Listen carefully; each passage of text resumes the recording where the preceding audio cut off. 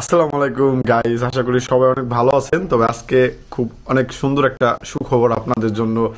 বাংলাদেশ দূতাবাস থেকে কিন্তু লেবানন যে কৃতপক্ষ আছে তারা কিন্তু পাবলিক করছে যে আগামী কাল থেকে কিন্তু আপনাদের যে মেন পাওয়ারের সমস্যা সেটা আর থাকছে না। আপনাদের মেন পাওয়ার কিন্তু খুলে দিতেছে। তো আপনারা যারা ভিসা পেয়ে গেছেন, যারা যাইতে যাচ্ছেন, তাদের জন্য ডেফিনেটলি সুখবর এবং তাদের অনেক উপকার হইলো, যেমনটা আপনারা বিভিন্ন ভিডিওর কমেন্ট বক্সে বলে থাকেন। তবে আমি কিন্তু গত পরশু দিনকে যে একটা ভিডিও আছে সেটা কিন্তু আপনাদের বলছি যে এদের কাছে মনে হইলেই যে এখন স্বাভাবিক, তাইলে কিন্তু আপনাদের যাইতে দিবে। এখানে কিন্তু বাধা সৃষ্টি করার মতো তাদের কোনো প্রকার ইচ্ছাই নাই, দেখতে পাচ্ছেন। তো তেমনটাই কিন্তু হয়েছে।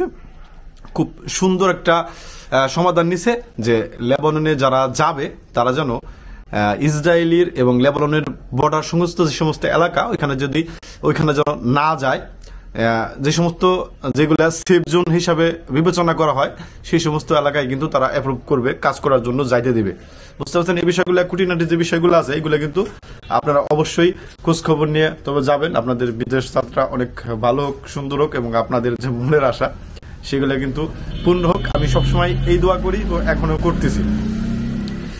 আর হ্যাঁ, কে কোন জায়গাতে যাচ্ছেন লেবাননের, অবশ্যই সেটা আগে থেকে খোঁজ খবর নিয়ে তারপরে যাবেন। আর যাদের জানা আছে অবশ্যই কমেন্ট বক্সে জানাবেন, তাহলে আমি হয়তো আপনাদের কমেন্টের রিপ্লাইতে বলে দিতে পারবো যে এইগুলা আসলে কোন এলাকায় পড়তেছে, কোন পজিশনে আছে এবং কি শহর না গ্রাম, এবং আপনাদেরকে বলে দেওয়ার চেষ্টা করব আমি।